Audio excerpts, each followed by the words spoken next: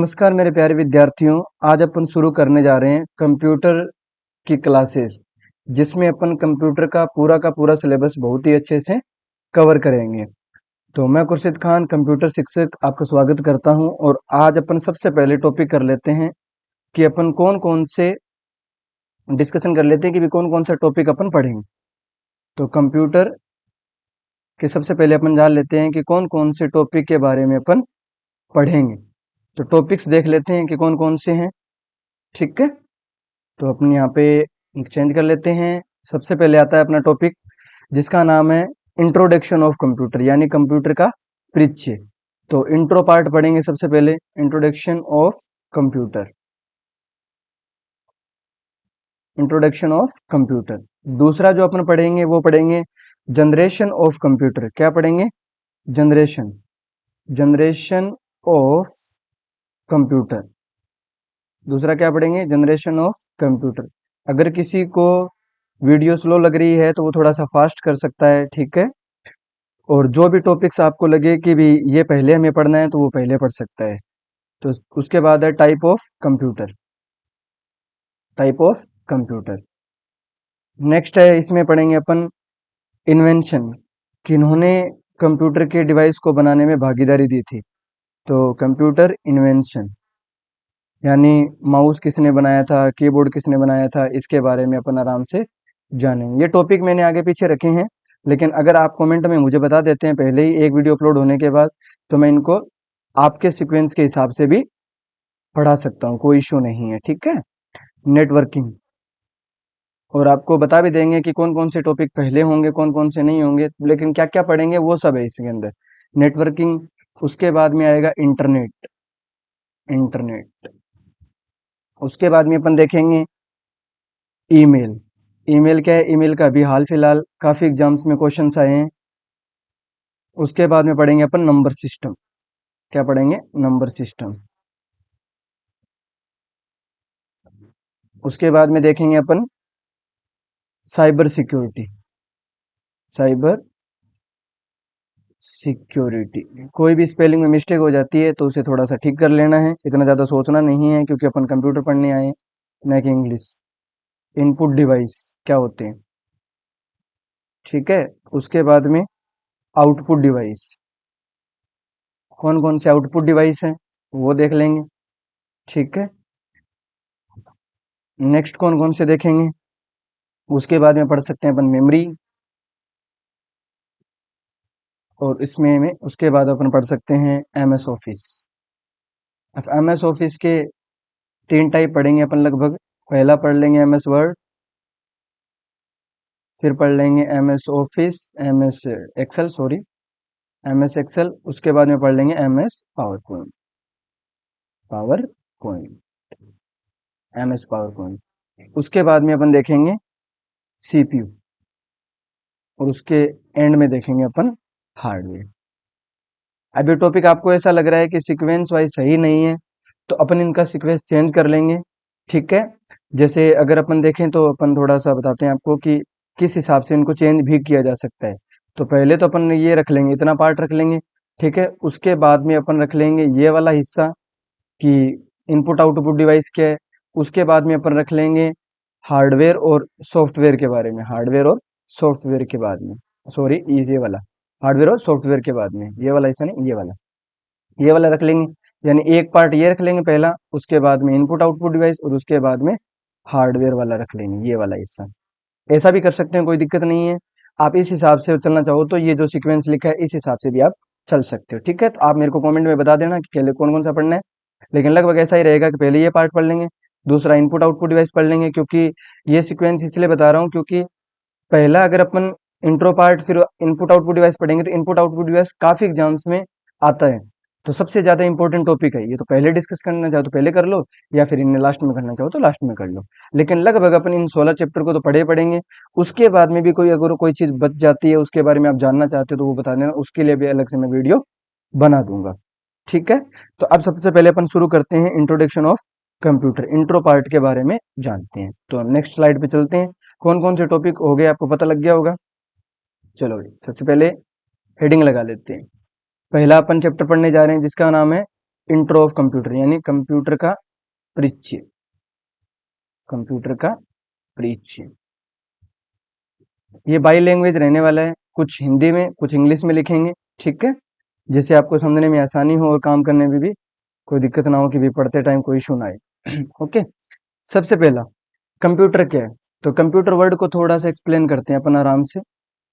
इतना ये कभी आता नहीं है एग्जाम में कि कंप्यूटर है क्या, कंप्यूटर वर्ड क्या है, ये नहीं आता है, लेकिन फिर भी डिस्कस कर लेते हैं, इंट्रो पार्ट है तो कंप्यूटर में एक वर्ड निकल के आता है कंप्यूट, कंप्यूट सबसे पहले निकल के आता है कंप्यूट।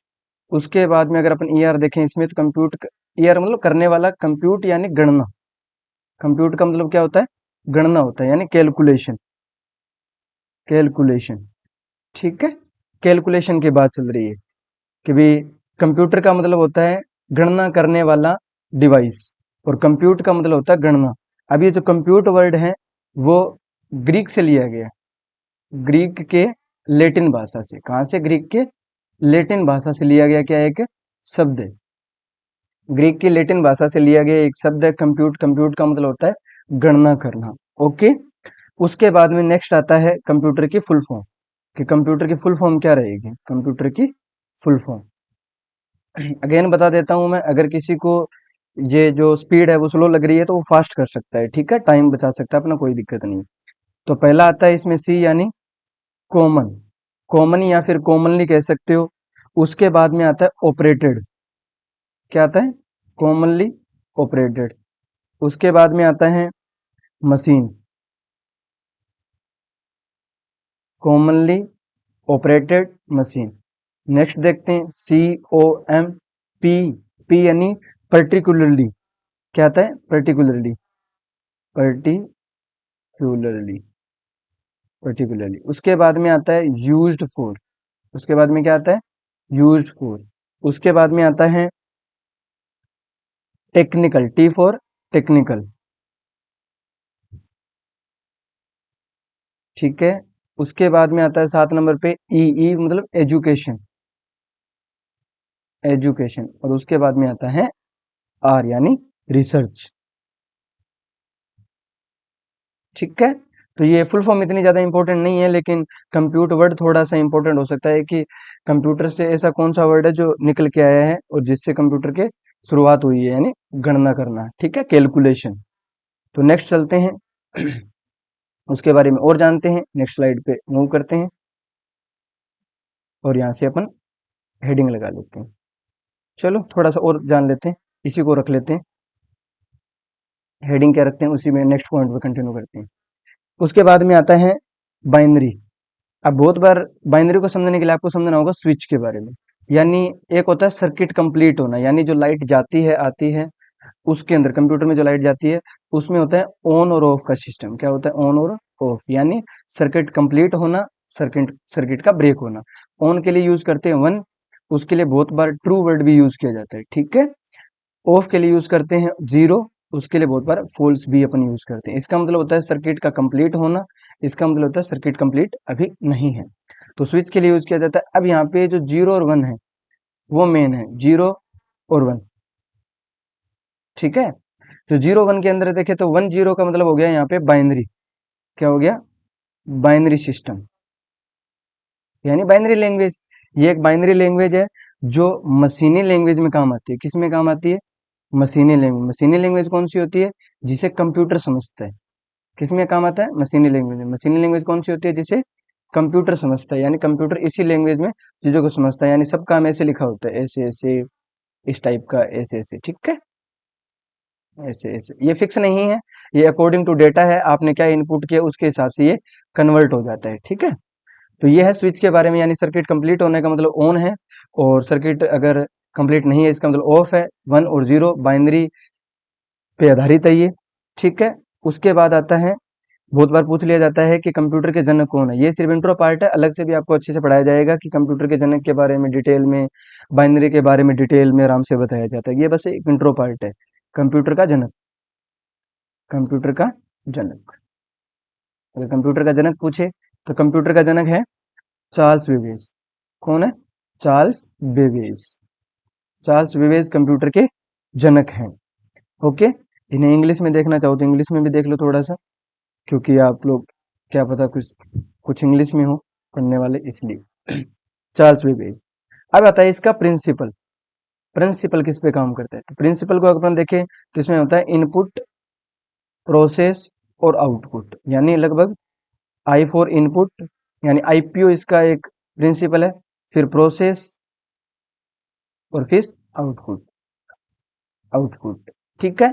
अगर इसको अलग अलग जाने तो इनपुट यानी आप कंप्यूटर के अंदर क्या इनपुट करोगे, इनपुट डिवाइस की हेल्प से क्या ऐसा इनपुट करोगे जिससे आपको आउटपुट मिले। दूसरा प्रोसेस, जो भी आप इनपुट करोगे वो सीपीयू के पास जाएगा, क्या आपने इंस्ट्रक्शंस दिए उन पे काम होगा, यानी प्रोसेस होगा। उसके बाद में आएगा आउटपुट, यानी क्या रिजल्ट आप देखना चाहते हो आउटपुट डिवाइस की हेल्प से, जैसे मॉनिटर आपके पास होता है, प्रिंटर आपके पास होता है, जिसकी हेल्प से आप आउटपुट देख पाते हो, ठीक है। तो ये आईपीओ के प्रिंसिपल पे काम करते हैं, इनपुट, आउटपुट और प्रोसेस, ठीक है। इनको सीक्वेंस वाइज भी ले सकते हो, इनपुट, प्रोसेस और आउटपुट, जो कि आधुनिक कंप्यूटर के जन्म इन्होंने दिया था, चार्ल्स बेबेज ने अपने को बताया था कि इस पे आधारित होता है, ठीक है। उसके बाद में अपन बढ़ते हैं नेक्स्ट। फिर अपन देखते हैं इंट्रो के अंदर ही देखेंगे किसका, दूसरा इंट्रो के अंदर ही देखेंगे history of computer. History of computer, computer का इतिहास क्या क्या है, कौन कौन से पहले आए थे, क्या क्या उनमें बदलाव हुए जिसकी वजह से आज अपन इतने छोटे कंप्यूटर पे काम कर पाते हैं, इतनी छोटी चिपों पे अपने पास अवेलेबल है, ठीक है। और यहाँ पे चेंज कर लेते हैं। सबसे पहले सबसे पहले आया था अबेकस। अब अबेकस क्या है इसको देखते हैं। अबेकस, एक अबेकस एक लकड़ी से बना हुआ उपकरण होता है, जो सबसे पहला यानी पहला डिवाइस है ये। इसकी हेल्प से ही कंप्यूटर की क्या हुई है, शुरुआत हुई है, या फिर कह सकते हैं क्या नींव रखी गई है इसकी हेल्प से ही। तो ये क्या है, गणना करने वाला, क्या करने वाला, गणना करने वाला डिवाइस है, कैलकुलेशन करता है, क्या करता है, कैलकुलेशन, कैलकुलेशन करने वाला डिवाइस है। लेकिन ये लकड़ी का बना होता है, यानी इसमें कुछ मोती लगे होते हैं इस टाइप के से, अलग अलग ऐसे, और इनको आगे या पीछे की तरफ जब मूवमेंट करते हैं तब अपने का एडिशन वगैरह सब्ट्रैक्शन, यानी अपन इसमें एडिशन कर सकते हैं, सब्ट्रैक्शन कर सकते हैं, ये काम कर सकते हैं, जोड़ घटाव, ठीक है। फिर इसके बाद में अगर अपन देखें तो किस जगह पे, चीन पे, किन्होंने बनाया था, वैज्ञानिक का नाम देखें तो ली काई चीन, ली काई चीन, यानी वैज्ञानिक नेम, वैज्ञानिक का नाम, वैज्ञानिक का नाम क्या है, ली काई चीन। उसके बाद में सबसे इंपॉर्टेंट पॉइंट है इसमें, जिसे थोड़ा सा अपन हाईलाइट कर लेते हैं, वो है ब्लाइंड पर्सन के नाम से किसी को जाना जाता है। क्यों जाना जाता है वो देखते हैं। ब्लाइंड पर्सन, अब ब्लाइंड पर्सन की अगर अपन बात करें तो ब्लाइंड पर्सन है टिन क्रेनमर। कौन है, टिन क्रेनमर। अब जो टिन क्रेनमर है वो एक ऐसे पर्सन थे जिन्होंने अबेकस को क्या किया था, मॉडिफाई किया था, क्या किया था, मॉडिफाई किया था। किन लोगों के लिए, ऐसे पर्सन जो देख नहीं सकते थे, और वो एडिशन सब्ट्रैक्शन में हिस्सेदारी लेकर को क्या पता वो अच्छे से कुछ और नई चीज बना पाए या अपने को बता पाए कि इनमें ये चेंजेस कर दो, इसके लिए उन्होंने मॉडिफाई करके थोड़ा सा बेकस को ब्लाइंड पर्सन के यूज के लिए भी बनाया था, जो कि बहुत ही अच्छी बात है, ठीक है। टिन क्रेनमर। चलते हैं नेक्स्ट, आगे बढ़ते हैं। उसके बाद में आए थे, अगर इनके फुल फॉर्म भी आप जानना चाहते हो तो फुल फॉर्म भी मैं बता देता हूँ वापस आपको, अबेकस की, अबेकस की फुल फॉर्म भी देख लीजिए। अबेकस में ए बी, ABACUS, इसमें ए का मतलब होता है अब्यूडेंट, क्या होता है, अब्यूडेंट, अब्यूडेंट। दूसरा होता है बीड्स, बीड्स यानी मोती होते हैं इसके अंदर। फिर होता है इसमें ए यानी एडिशन, ठीक है, यानी जोड़ने के काम में आता था ये। उसके बाद में कैलकुलेशन, कैलकुलेशन, ठीक है। उसके बाद में आता है यूटिलिटी, यूटिलिटी, और लास्ट है इसका सिस्टम। लकड़ी से बना हुआ उपकरण था, ठीक है। तो इसकी फुल फॉर्म देख लेना, लेकिन इतनी ज्यादा पूछी नहीं जाती है। नेक्स्ट बढ़ते हैं और अपना पेन चेंज कर लेते हैं। अब 2 नंबर पे है हिस्ट्री के अंदर पास्कल, ठीक है। क्या है, पास्कल लाइन। अब पास्कल लाइन ऐसा डिवाइस था जो लगभग एडिशन, सब्ट्रैक्शन, मल्टीप्लिकेशन और डिवीजन सभी काम के लिए बनाया गया था। कब बनाया गया? 1642 के अंदर। कब बनाया था इसे? 1642 में बनाया था। किन्होंने बनाया था? ब्लेस पास्कल ने। किन्होंने बनाया था? ब्लेस पास्कल ने इसे डिजाइन किया था। कब किया था? 1642 के अंदर। और ये एक पुराने समय का क्या है? कैलकुलेटर है। ठीक है, पुराने समय का कैलकुलेटर। पुराने समय का कैलकुलेटर। ठीक है, पुराने समय का कब बनाया गया था? 1642 में। किन्होंने बनाया था? ब्लेस पास्कल ने। पुराने समय का कैलकुलेटर था। क्या काम करता था? एडिशन, सब्ट्रैक्शन, मल्टीप्लिकेशन और डिवीजन। डिवीजन करने के काम आता था, यानी जोड़, घटाओ, गुणा, भाग। ठीक है, जोड़, घटाओ, गुणा, भाग करने के काम आता था। ओके, उसके बाद में नेक्स्ट पढ़ते हैं अपन। उसके बाद पंच कार्ड के बारे में थोड़ा सा जान लेते हैं। पंच कार्ड के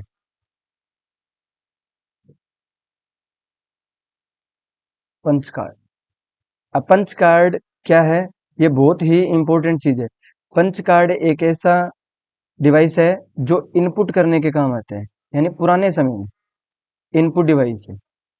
क्या एक इनपुट डिवाइस है? अगर आपको अपने सिस्टम के अंदर इनपुट करना था पुराने समय में, तो अब आपको पंच कार्ड यूज लेना पड़ता था। अब पंच कार्ड कैसा होता था? पंच कार्ड ऐसा होता था लगभग, इसमें होल होते थे ऐसे। इसके हेल्प से क्या होता था? डिजाइन बनते थे। ठीक है, यानी इसके अंदर अगर एंटर करेगा तब वो छप जाएगा। बाकी यहाँ पे कोई इनपुट होल है नहीं, उस वजह से कुछ छपेगा नहीं। फिर अगेन इनपुट करेगा, कुछ छप जाएगा। यहाँ होल है नहीं, फिर नहीं छपेगा। इसका मतलब कुछ डिजाइन बन जाते थे, कुछ भी जो इनको बनाना होता था। ठीक है, वो इनके डिजाइन ऐसे निकल के आ जाते थे। जहां नहीं दिख रहा है वहां इसका मतलब होल नहीं है, जहां दिख रहा है इसका मतलब वहां पे होल है। ठीक है, इनमें छिद्र होते थे। उसके बाद में कहाँ कहाँ ये काम आया था? तो दो लोगों के ये काम आया था, जिसमें जो दूसरा पर्सन है वो थोड़ा सा इंपॉर्टेंट है। पहला है जोसेफ, जोसेफ जे कार्ड। जोसेफ जे कार्ड। अब जोसेफ जे कार्ड थे, उन्होंने कपड़ों की बुनाई के लिए पंच कार्ड का यूज लिया था। कपड़ों की बुनाई के लिए, क्योंकि उन पे डिजाइन बनाने थे, तब इन्होंने इसका यूज लिया था। दूसरे जो पर्सन है जोसेफ जे कार्ड। ठीक है, दूसरा जो पर्सन है वो है हरमन होलीरिथ। हरमन होलीरिथ। होलीरिथ। हरमन होलीरिथ। हरमन होलीरिथ ने पंच कार्ड, ऐसा मान सकते हो हरमन होलीरिथ ही है जो पंच कार्ड को बनाया था, डिजाइन किया था। ठीक है, लेकिन पहले उन्होंने एक और डिवाइस बनाई थी, उसके बाद में पंच कार्ड का निर्माण किया था। ठीक है, उसके बाद नेक्स्ट बढ़ते हैं अपन। नेक्स्ट आते हैं अपने मेन, जिनका नाम है चार्ल्स बेबेज। Charles Babbage. ये बहुत ही ज्यादा मेन है, ये बहुत बार पूछे जाते हैं। Charles Babbage. तो चार्ल्स बेबेज के बारे में देख लेते हैं। पहला पॉइंट, पहला महीना 1822 में। 1822 में इन्होंने पहला अपना एक डिवाइस बनाया था, जिसका नाम था डिफरेंस इंजन। Difference engine. ठीक है, भाप से चलने वाला उपकरण था ये। बट ये जो उपकरण बनाया था वो उनका क्या हो गया था? फेल हो गया था। ये पहला आविष्कार था इनका। ठीक है, पहला इन्वेंशन, पहला आविष्कार जो कि फेल हो गया था। उसके बाद में इन्होंने 10 या 12 साल बाद, लगभग 10-12 साल के बाद में 1837 से 38 मान लो, या बहुत जगह 36 से 38 भी लिखा होता है। 10-12 साल के बाद में इन्होंने 1837-38 में एक नया निकाला था, जिसका नाम था एनालिटिकल। वैसे तो नया है तो क्या बोलेंगे, इसी में सुधार किया गया था, एनालिटिकल इंजन। ठीक है, क्योंकि ये मेहनत करते रहते थे और नए डिवाइस का निर्माण किया इन्होंने, एनालिटिकल इंजन, जो कि क्या हुआ, इनका सफल हुआ। और इसी की बदौलत से उनको जाने जाने जाना लगा। ठीक है, यानी आज अपन जो भी डिवाइस यूज करते हैं वो इन्हीं की बदौलत है, क्योंकि उनके प्रिंसिपल पे काम करती है, इनपुट, प्रोसेस और आउटपुट पे, जो कि इसके अंदर हुआ करता था। इसके साथ एक मेन है, इनके जो प्रोग्रामर थे, इनके जो प्रोग्रामर थे वो सबसे ज्यादा इंपॉर्टेंट है, वो बहुत बार पूछे जाते हैं। तो लेडी एडा लवलेंस अगस्ता। लेडी एडा लवलेंस अगस्ता विश्व की पहली प्रोग्रामर है। क्या है? विश्व की पहली प्रोग्रामर है। पेन चेंज कर लेते, थोड़ा सा चले गया। विश्व की पहली प्रोग्रामर, पहली प्रोग्रामर। सीधा क्वेश्चन आ जाता है कि विश्व की पहली प्रोग्रामर कौन थी, तो लेडी एडा लवलेंस अगस्ता। थोड़ा सा हिंट के लिए याद रखना चाहो तो लाला से याद रख सकते हो, ठीक है। लेडी एडा लवलेंस अगस्ता, ठीक है। जिन्होंने डिफरेंस इंजन, एनालिटिकल इंजन, किसमें? एनालिटिकल इंजन में, ओके। एनालिटिकल इंजन के अंदर इन्होंने हेल्प की थी। क्या किया था? प्रोग्राम दिए थे, बोला कि प्रोग्राम मैं सेट कर दूंगी इसके अंदर, ठीक है। उसके बाद में ऐसा कह सकते हो किसके regarding? Binary, binary language program, binary language program, binary language program इन्होंने दिए थे। कब? लगभग 1842 से 44 के बीच, यानी 44, 42 से लेकर 44, ठीक है। 1842 से लेकर 1844। अब वो बन पहले गया था, लेकिन उसमें प्रोग्रामिंग बाद में की गई थी, ठीक है। कंफ्यूजन वगैरह नहीं रखना है। तो अभी के लिए इतना ही पढ़ते हैं। कुछ ऐसे हैं जो मुख्य इंपॉर्टेंट पॉइंट के बारे में भी हम बात करेंगे कि कौन कौन से मुख्य पॉइंट हैं जो फर्स्ट जनरेशन में अपने को, सेकंड जनरेशन में, थर्ड जनरेशन में आए थे, जो अपन इंट्रो के अंदर ही रखेंगे, ठीक है। तो पहला टॉपिक अभी भी बाकी है, नेक्स्ट क्लास में अपन इसे रखेंगे। तब तक के लिए टेक केयर, बाय।